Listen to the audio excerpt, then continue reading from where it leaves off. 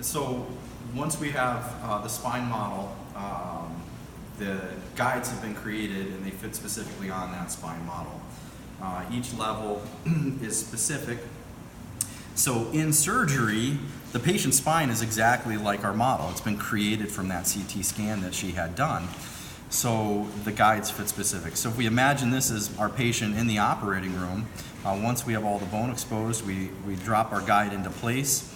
Once it's in location, it sits there fairly stable. Like I'm twisting this, it's not gonna move. I can tilt it and pull it off. Once I get in location, it's gonna kind of set right where we want it and it will stay stable.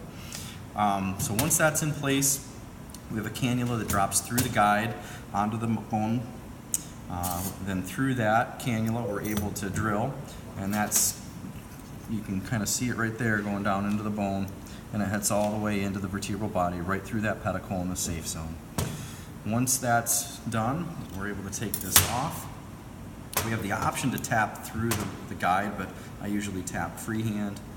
So this just gives a path for the screw to bite, increases purchase, and really helps make sure it directs in the right location. The tap comes out. And then I have my crew in the operating room gets this all together for me. That's the other thing. You asked if I missed anything. This is a team process. You know, I could not do this as well as I do it without the help of everybody in the operating room. So my surgical techs, they've embraced this technology about as much as I have. And they really appreciate everything and they make it run smoothly. So once you've got that hooked up, we'll drop that screw right into position. And that's the process. And we just repeat that all the way up and down the spine in the pattern that we've determined preoperatively. And once we get everything, all the screws in location, then we take our rod here. So this is a Cobalt Chrome 6.0 rod. It's really quite strong. I can barely bend it with my hands, so we have a special tool in surgery that helps us contour the rod specific to the patient's curve.